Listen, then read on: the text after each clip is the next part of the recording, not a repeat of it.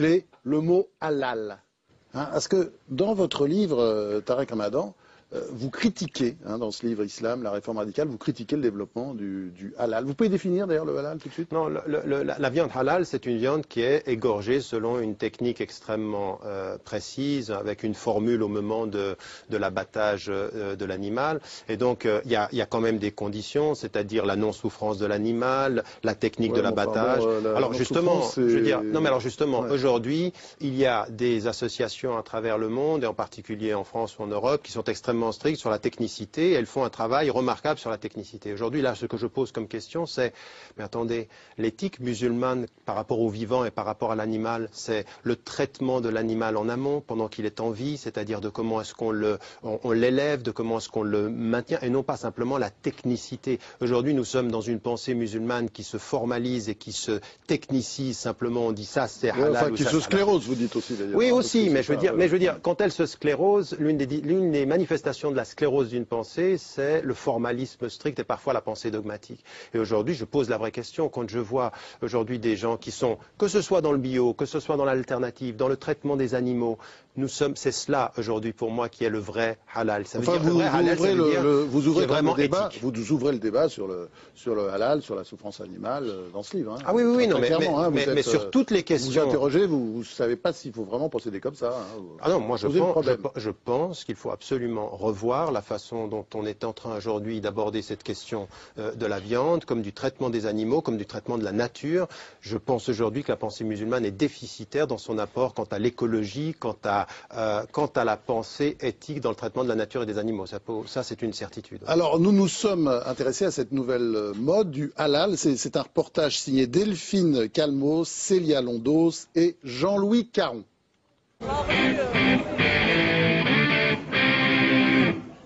Barbès, quartier cosmopolite de Paris, un habitant sur 3 est musulman. La plupart mangent halal, c'est-à-dire licite. Une viande halal, c'est un animal qui a été égorgé au nom de Dieu selon un rite très strict.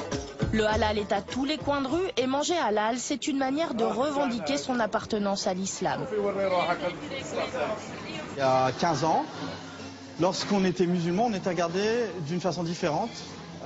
Aujourd'hui, je pense que ça choque plus personne de voir un musulman qui consomme halal. Et je pense qu'il n'y a plus aucun complexe à consommer halal et à affirmer le fait qu'on soit musulman. Avec 5 millions de musulmans en France, le marché du halal est en plein boom. Une croissance record, 10% d'augmentation par an, c'est plus que le bio. Le halal est sorti de la petite boucherie musulmane de quartier. Il entre dans la grande distribution pour s'attaquer aux plats cuisinés. Hachis parmentier, paella, lasagne et même des cheeseburgers halal. Vous voyez, cheeseburger halal. Les jeunes ménages musulmans maintenant ont la même vie que tout le monde. Ils ont des horaires, des horaires de bureau, des enfants à aller chercher à la crèche. Donc ils essayent de trouver des plats de plus en plus faciles et rapides à cuisiner. Les supermarchés français, en général, au début, étaient un peu réticents. Mais maintenant, il y a une demande et un engouement tellement important qu'ils sont ouverts à ce genre de produits. Ils ont créé des pôles ou des rayons spécialement destinés à la clientèle musulmane. Pour répondre à la fièvre du halal, le marché de Rungis a dû s'adapter. Au pavillon des viandes, une travée 100% halal, avec toutes les garanties de traçabilité pour le boucher et ses clients. Ici à Rungis, et la société GRG a fait la démarche d'avoir une viande halal tracée, sécurisée, conforme aux règles. Et pour ça, on s'est mis en partenariat avec la société Conseil Service Halal, le sigle CSH, qui elle-même est agréée par la mosquée d'Evry. Problème, selon la répression des fraudes, beaucoup de boucheries musulmanes vendraient de la fausse viande halal. Difficile de prouver les fraudes. En France, il n'y a aucune réglementation spécifique, aucun label officiel. Résultat, les clients ne savent plus à qui faire confiance. Je mange strictement halal et je sais que dans le coin, il y a des boucheries qui ne pratiquent pas la législation du halal. Le jour où je sens qu'il va me trahir, c'est-à-dire le jour où je sens que la viande n'est pas bonne, je deviens végétarien. L'urgence pour les musulmans est de créer une autorité unique, à l'instar du consistoire juif qui a réglementé sa nourriture cachère. Le business du halal pourrait cacher une autre dérive, la montée d'un communautarisme radical. Comment voulez-vous que dans une boucherie musulmane qui vous propose de la viande halal, mais dans son étalage, il y a du vin et du porc. Le halal ne peut pas se mélanger avec d'autres produits. Et là, vous intervenez pas? Vous dites pas que c'est interdit? Écoutez, nous sommes dans un État laïque.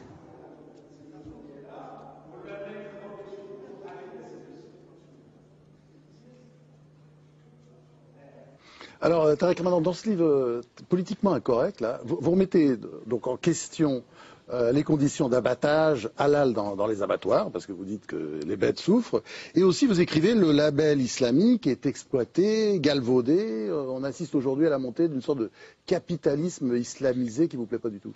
Oui, moi, ce qui me gêne dans tout cela, c'est la perte de l'éthique, c'est la perte du fondement éthique de tout cela. C'est-à-dire qu'aujourd'hui, parce qu'on sait qu'il y a un marché, c'est un marché, la viande du halal aujourd'hui, et ça apporte de l'argent. Alors moi, je soutiens ceux qui ont une éthique dans le travail, par exemple, sur la technicité, quand c'est bien fait, je soutiens le côté honnête de l'affaire. Mais j'ai un vrai problème de l'absence dans la pensée musulmane contemporaine de tout ce qui est en amont. C'est-à-dire, comme je l'ai dit, sur le traitement des animaux, sur la façon une éthique de la consommation. Il ne suffit pas de mettre islamique sur Coca pour que ça devienne un produit éthiquement bon, quand je veux dire, et puis de lutter contre Coca-Cola comme ça. Je veux dire, ça c'est, à mon sens, une déviation, et c'est en fait utiliser le terme islamique pour attirer sur le marché des consommateurs qui ne sont pas très conscients de ce qu'ils sont en train de faire et qui sont plutôt attirés par la formule beaucoup plus que pour le sens. Donc abusé, vous voulez dire. Ouais. Vous voulez du petit lait, là, Manuel Valls, non? Non, mais je pense que c'est vrai qu'il y a un marché.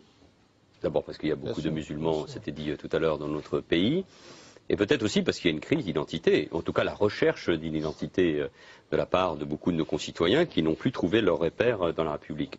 Et c'est bien qu'on parle du halal et de ces questions-là. Moi, j'espère surtout que dans ce pays et dans nos quartiers, les Français issus de l'immigration, dont nous sommes tous, les citoyens qui sont en crise d'identité, se retrouveront et retrouveront une identité, une envie d'espérer autour des valeurs de la République. Mais vous voyez, moi j'aimerais juste réagir par rapport à ça parce que je crois qu'on est au cœur d'un débat. C'est-à-dire on peut parler de la viande halal comme si c'était la viande des musulmans. Ou on peut se dire, et c'est là que j'essaye d'apporter le débat aujourd'hui, qu'il y a une éthique dans la consommation que nous partageons tous et qu'aujourd'hui, ce qu'il faut, c'est que les citoyens français, de quelque confession qu'ils soient, parlent plus d'une éthique de la consommation que de simplement dire « Ah, vous avez vos viandes halal qui ne nous intéressent pas et on sait qu'il y a votre marché ». Parce que c'est vrai que ça génère de l'argent, mais le principe, il n'est pas là. Le principe, c'est un vrai principe de consommation. Et j'ai cru penser que de la tradition de gauche, il y avait un vrai souci de cette dimension sociale. Oui, mais c'est possible, mais je pense que, y compris ce qui nous oppose M. Ramadan, c'est par rapport à ceux qui sont en difficulté ou qui recherchent une voie différente. C'est soit la réponse religieuse, identitaire que vous proposez, soit la réponse éthique, politique, bien. Républicaine et profondément éthique, parce que je pense que la République est profondément éthique. Et par exemple, sur les problèmes de consommation, parce que c'est un vrai sujet, aujourd'hui, effectivement, ceux qui ont moins, ceux qui sont en difficulté, bouffent beaucoup moins bien dans les supermarchés ou tout simplement en consommant n'importe comment. Et ça, c'est un vrai sujet éthique. Monsieur Valls, pour que notre discussion soit claire, je viens de dire justement qu'il fallait passer du halal strictement religieux à la question de l'éthique de la consommation, et je ne cesse de répéter depuis 20 ans, sans que vous l'entendiez, les questions sociales de la France sont des questions sociales qu'il faut cesser de religioniser ou de culturaliser. Mais ça fait 20 ans que je le dis et que je l'écris, il faudrait commencer à me lire. Oui, mais je vous lis très attentivement, c'est pour ça que je ne suis pas sûr de ce que vous dites. Ah ben, les livres sont là pour le prouver. Et maintenant, le moment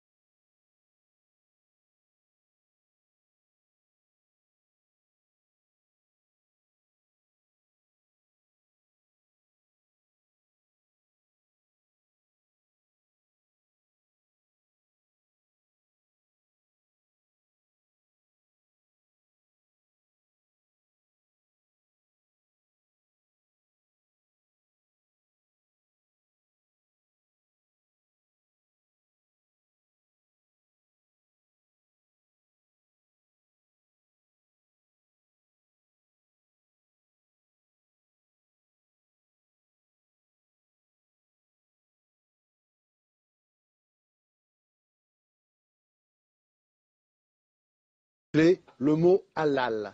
Parce que dans votre livre, Tarek Ramadan, vous critiquez, dans ce livre Islam, la réforme radicale, vous critiquez le développement du halal. Vous pouvez définir d'ailleurs le halal tout de suite? Non, la viande halal, c'est une viande qui est égorgée selon une technique extrêmement précise, avec une formule au moment de l'abattage de l'animal. Et donc, il y a quand même des conditions, c'est-à-dire la non-souffrance de l'animal, la technique de l'abattage.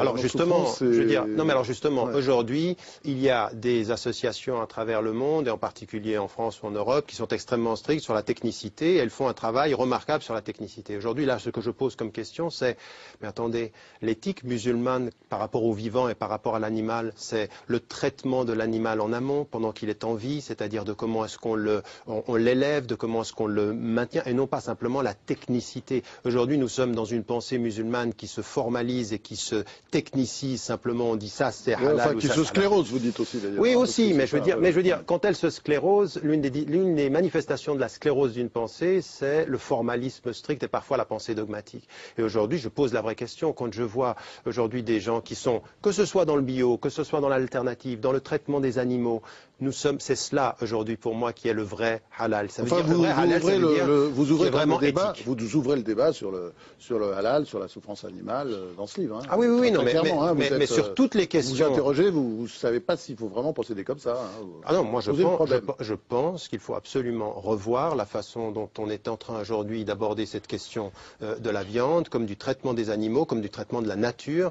Je pense aujourd'hui que la pensée musulmane est déficitaire dans son apport quant à l'écologie, quant à la pensée éthique dans le traitement de la nature et des animaux. Ça c'est une certitude. Alors, nous nous sommes intéressés à cette nouvelle mode du halal. C'est un reportage signé Delphine Calmos, Célia Londos et Jean-Louis Caron.